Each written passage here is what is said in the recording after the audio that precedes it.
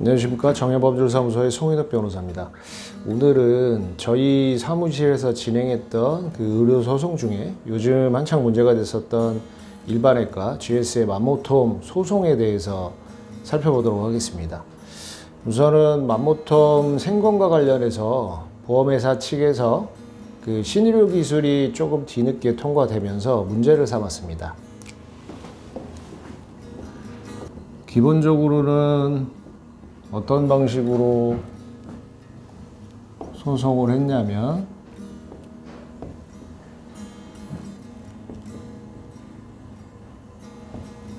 보험회사와 환자들 사이에서 실비, 보험계약이 체결되어 있었습니다.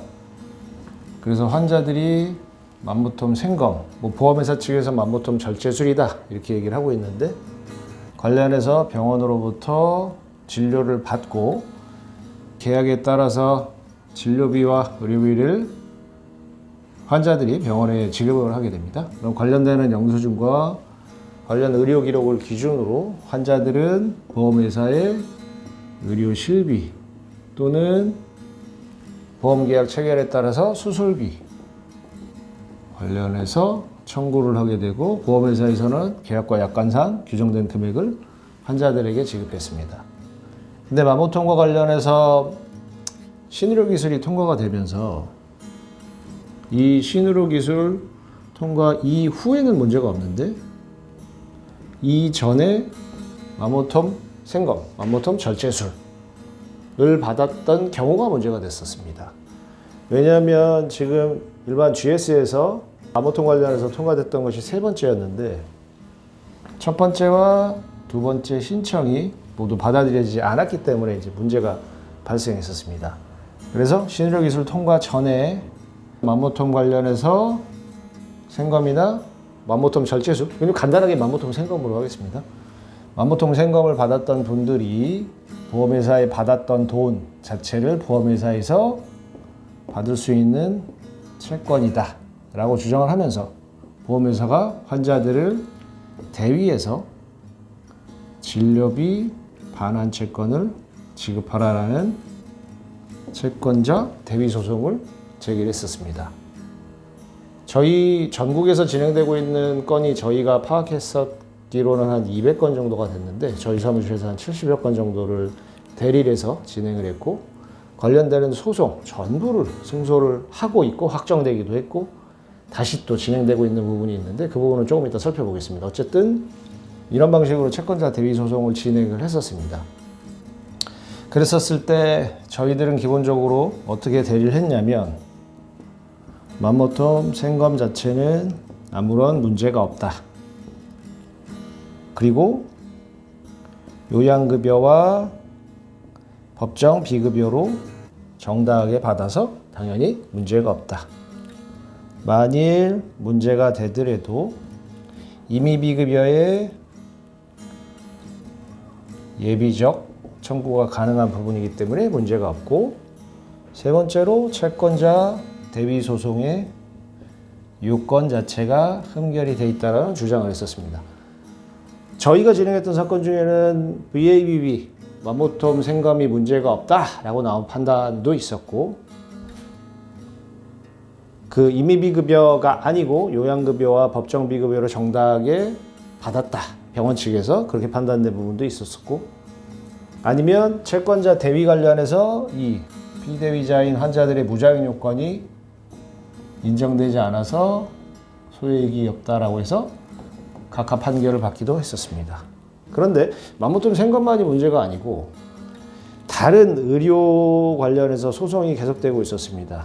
그 이제 대법원에서 가장 먼저 나섰던 사건은 명백한 임의비급여 사안인 걸로 저희는 판단했습니다. 저희가 진행했던 사건은 아니기 때문에 그 내용에 대한 명확한 판단이나 아니면 사건 진행에 대한 기초 지식이 없기 때문에 그냥 대략적으로만 봤는데, 그게 아마 NS 신경외과 사건으로 제가 기억을 하는데, 임의비급여 사건이었었는데, 그렇다라고 하더라도 이렇게 채권자 대위 소송을 들어갈 때 피대위자인 환자들의 무자격 요건이 입증이 돼야 되는데 그 입증이 없었기 때문에 안 된다라고 해서 대법원에서 각하 판결이 났습니다.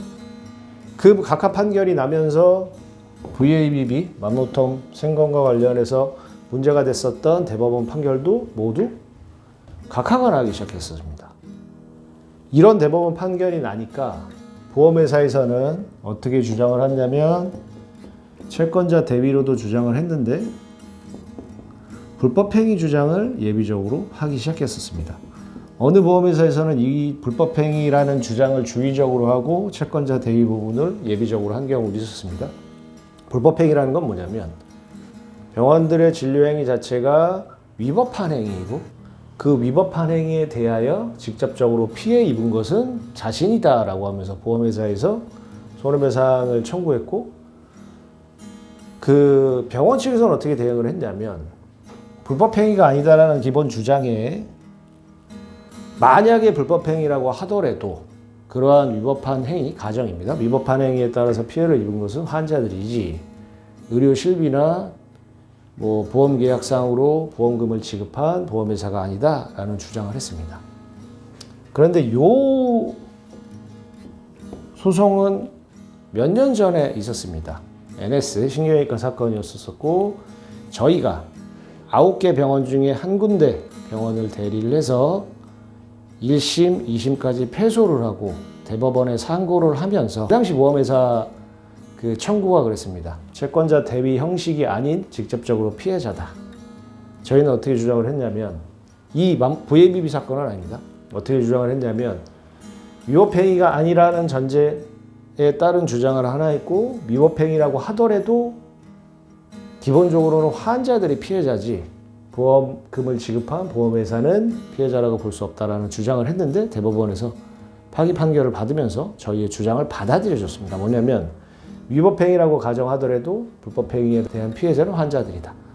그래서 보험회사의 청구가 기각이 되는 내용으로 파기환송 판결이 대법원에서 선고가 됐었는데 그 판결에 있음에도 불구하고 예비적 주장을 진행했습니다. 그런데 이 주장도 저희가 진행하는 70건 중에는 한 건도 받아들여진 판결이 없습니다. 인과관계, 위법행위가 아니다, 관련해서 피해자라고 할 수 없다, 여러 이유로 보험회사의 청구 자체가 받아들여지지 않고 있습니다.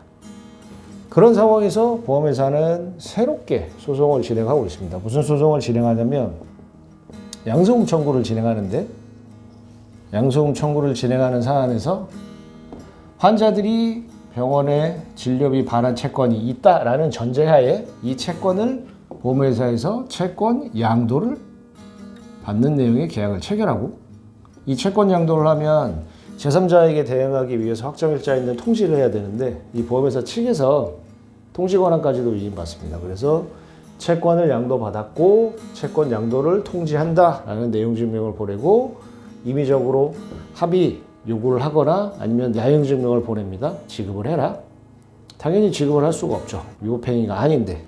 그러니까 보험회사는 양소금 청구 소송을 진행하고 있는데 이 경우도 저희가 진행하는 사건 중에 한 20건은 되는데 한 건도 인정되지 않았습니다.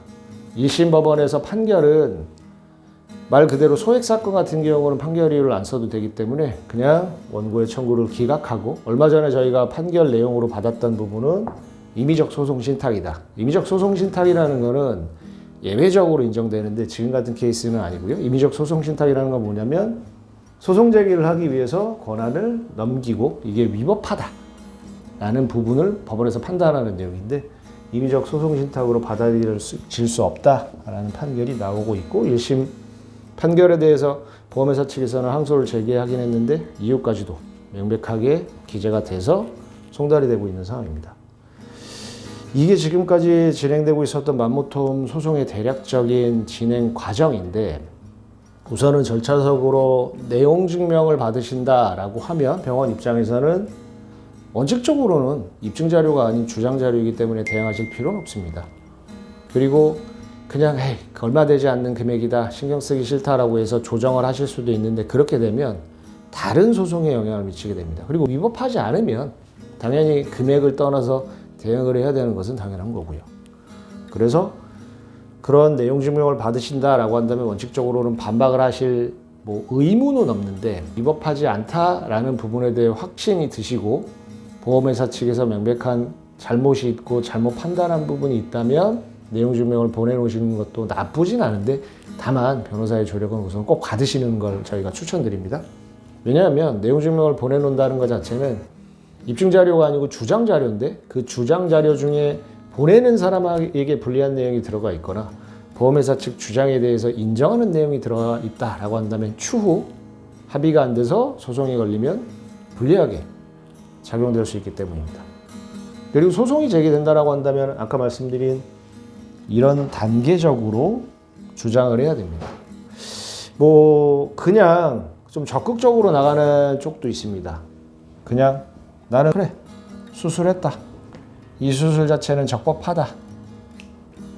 이렇게 판단을 하고 대응을 하시는 경우도 있는데 글쎄요. 소송기술상으로 본다라고 한다면 앞에 부분이 받아들여진다면 이 끝에까지 세 번째까지 갈 필요가 없는데 이 부분 자체를 그대로 만약에 뭐 인정을 해버린다거나 보험회사의 주장 자체를 받아들여 버리면 당연히 소송을 제기당한 피고 측 입장에서는 공격방어 방법을 포기하는 거니까요.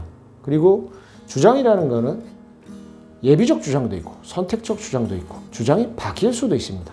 그래서 저희 같이 대응을 하는 게 더 낫다 이렇게 말씀을 드리는 상황입니다. 어쨌든 이 전체적인 부분이 법무통 관련해서 그리고 또 의료 소송, 채권자 대비 소송, 불법행위에 의한 인과관계나 피해자 특정 등에 대한 전체적인 그 틀이니까 이 부분을 참조하시고 다음 시간에는 조금 더 유용한 컨텐츠로 다시 찾아뵙도록 하겠습니다.